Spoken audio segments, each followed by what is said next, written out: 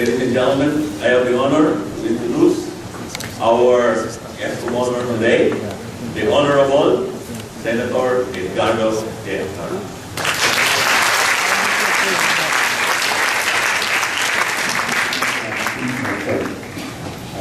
Let me greet our academic leader here in Philippine, Chancellor Karongan, one of the best Filipino scientists in this country,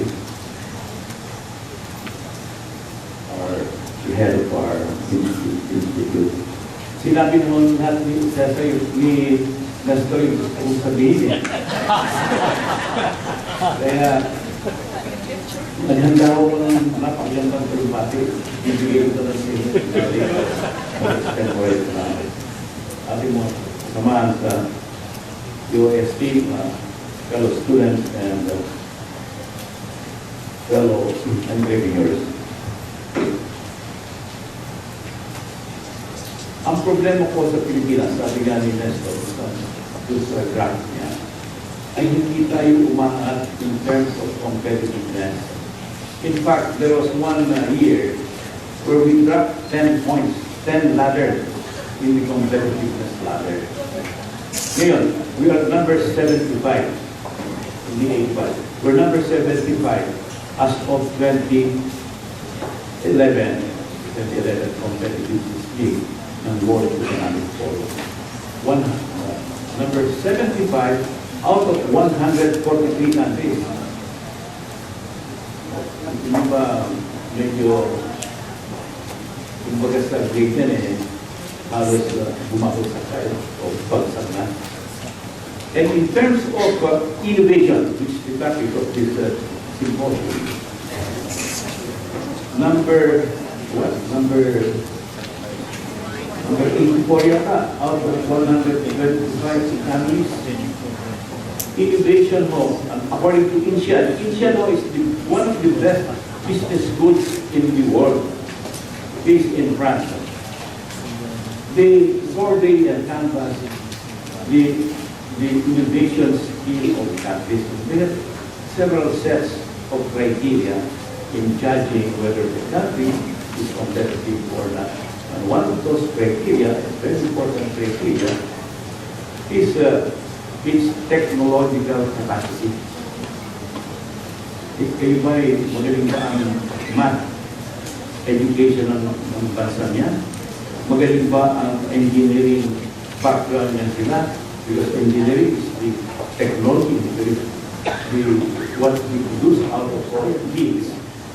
Competitiveness and innovation, ang principal and most prominent criterion there is technological capacity. Why technological capacity? Because this is the era of the internet. This is the era of computers. This is information age. Hindi ba? And everything is moving in the huge wide world. In cloud computing. Kaya kailangan malakas ang background ng mga citizenry, lalo na ang ating students in math, science, and engineering. Yun, isa yan. But that doesn't mean that those taking up humanities with fine arts, architecture, and design, even creative writing, not desirable pursuits anymore. No. In fact, those are the creative people. The creative people are the design, architecture, fine arts, and the scientists and technologists who are the engineers. They are the ones creating new products, new services in this world. The new wealth of the world is created from technology. Google, di ba technology yan? Microsoft, di ba technology yan? Apple, di ba technology yan? They are the biggest creators of wealth in this country, in this planet. And that's why it's important that we emphasize the value of having a strong mathematics and science and humanities course. A well-rounded education with UP, I believe, is paying for that kind of education. Ngayon, anong prospect ng Pilipinas? We are always going down in competitiveness. Every day, just this morning, I was listening to the SWS survey, more Filipinos drop below the poverty line, more Filipinos go to bed hungry every night, more Filipinos are getting poorer. And our economy has shrunk to only half of what it was last year. So there is something seriously wrong with us. And yet tayo yung pioneer. Only 3-4 decades ago, we were the teacher of almost all of Asia. The Thai, the Indonesian, the Malaysian, even the Singaporeans were studying here. Even the Koreans were studying here. Yeah, because of our fine educational system. All that advantages were squandered.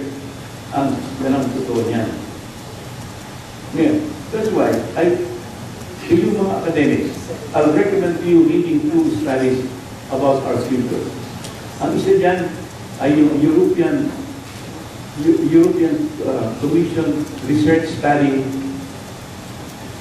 of innovation and R&D in the next 25 years.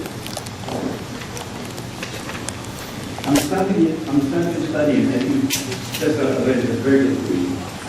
According to the European research study, the movement of research and innovation and prosperity is towards Asia, towards us, and away from the West, from the developed West. Because the Asians are investing more in R&D, in research and development, are investing more in engineering studies. China graduates more engineers than the combined engineering graduates of US and Europe. And so is India. That's how much they invest in technology. And that's why they are now, China is now the number 2 economy of the world. India is creating millions and millions of middle-class citizens. So the center of gravity of growth in the world is moving towards us. But are we sharing in the growth? Is the Philippines sharing the growth? Hindi. We're not sharing in the growth. Ang namumuna dyan is China sa Asia, ang China, ang India, ang Japan, ang Korea, ang Thailand, even Indonesia sa Herba. Ganon din ang finding. Itong Asian Development Fund. Out of the 48 economies of Asia, sabi ng Asian Development Fund, ang pitunod, 7 of that economies is going to spearhead the growth and recovery of the world. Again, China, India, Japan, Korea, Singapore, Hong Kong, etc. There is a second tier.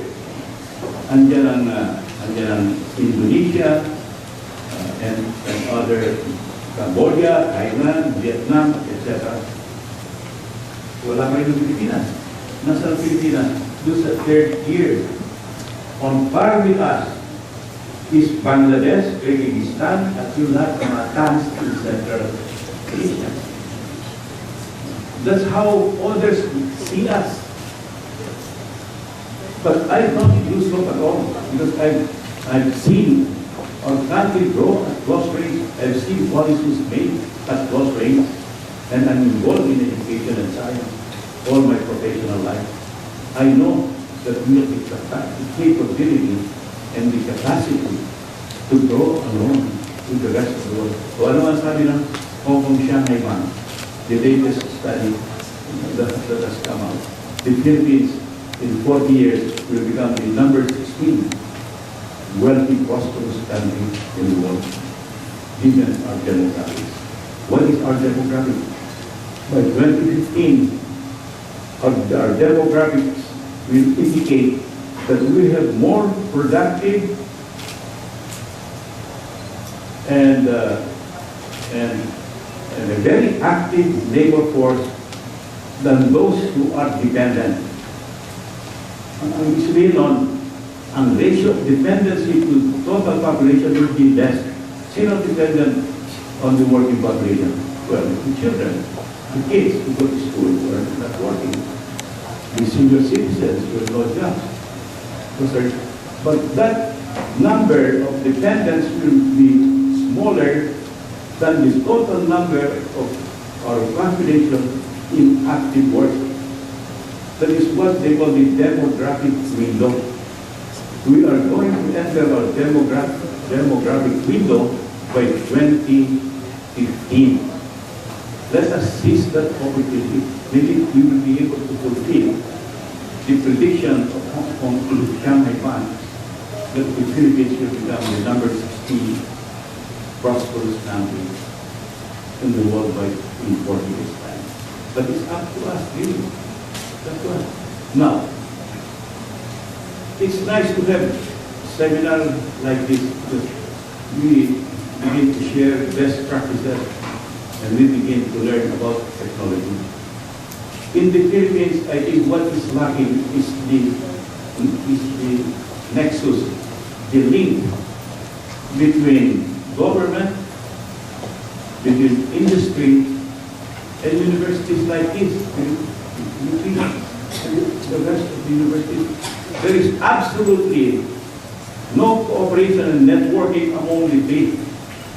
And in terms of knowledge transmission, in terms of technology transfer, that is key, that is crucial, that these three cooperate and network and help each other.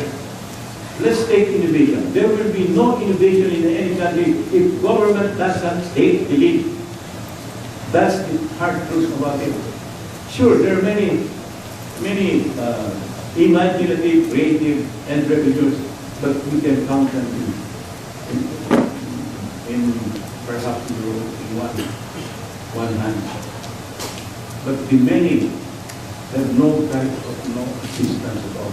And that's where government ought to take the most vigorous role in forging this partnership within academe, government, and the private sector.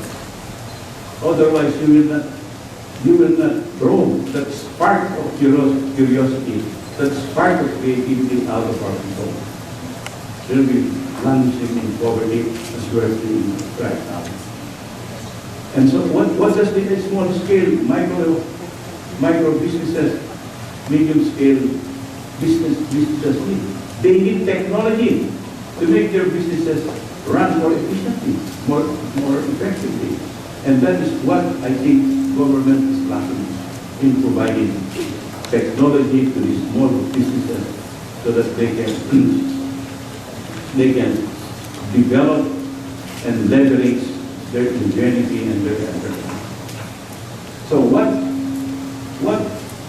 I'm doing for 2012, for example, what my committee, the Congressional Commission on Science, Math and Engineering, has done is to create on an experimental basis what we call an innovation cluster. An innovation cluster that will put together government, academe, and industry in a specific project. Okay, let's take one specific project.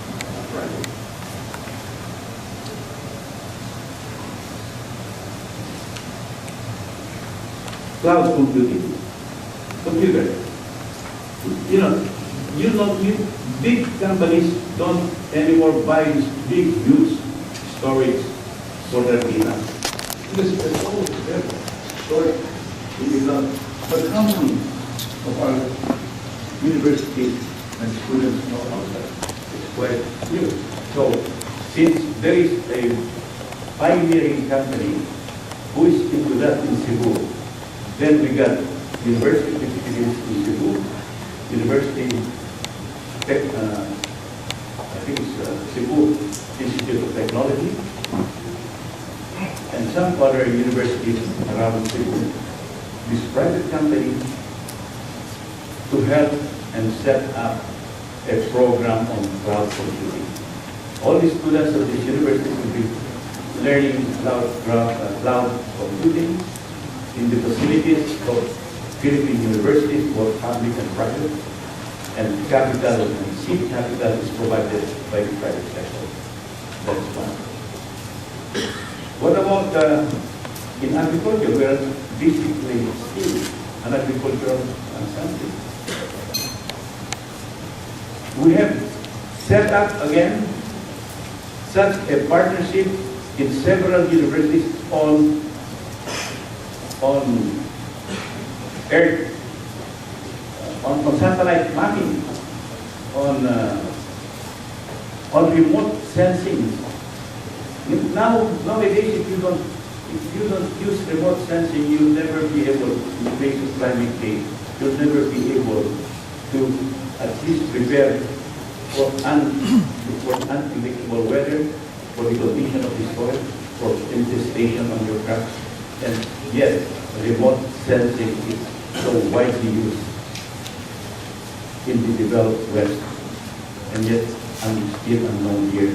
But there are several universities already knowledgeable about remote sensing. So again, we established the tripartite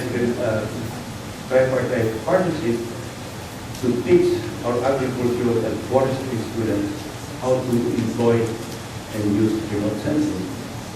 Those are just two examples that we got at the site, but we have set up 6 of those clusters throughout the Philippines to illustrate that the only way for us to advance and progress sustainably on a continuing basis is to get the three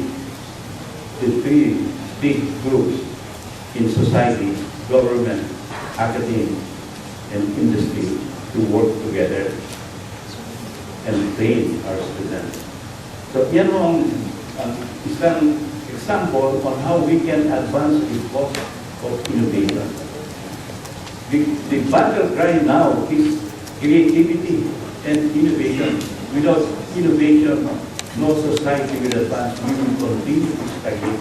No economy will progress. We will continue to be polarized, and no development will become sustainable to the way of a boom and bust type of economy. It has to be a continuing search for creativity, for innovation. And sad to say, there are so many very creative Filipinos, but no opportunity given to them because we are all doing it separately, and therefore we are hanging separately and losing in the process. So, in terms of innovation, in terms of discovery, in terms of progress, there is no substitute to networking and coordinating and cooperating. And that is what the Filipinos should know how to do, cooperate and work together. So, and I hope that the Institute will be teaching the value of networking and cooperating. And all institutes and colleges in this great university. So maraming salamat. Magandang umaga sa inyo na.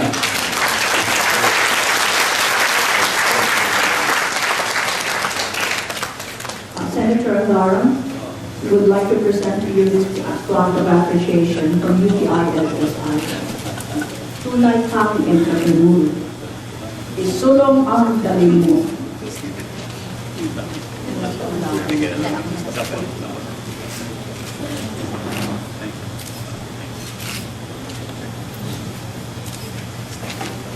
So, thank you very much, Senator Angara, for reminding us to draw this partnership between the academe, the private sector, and the government.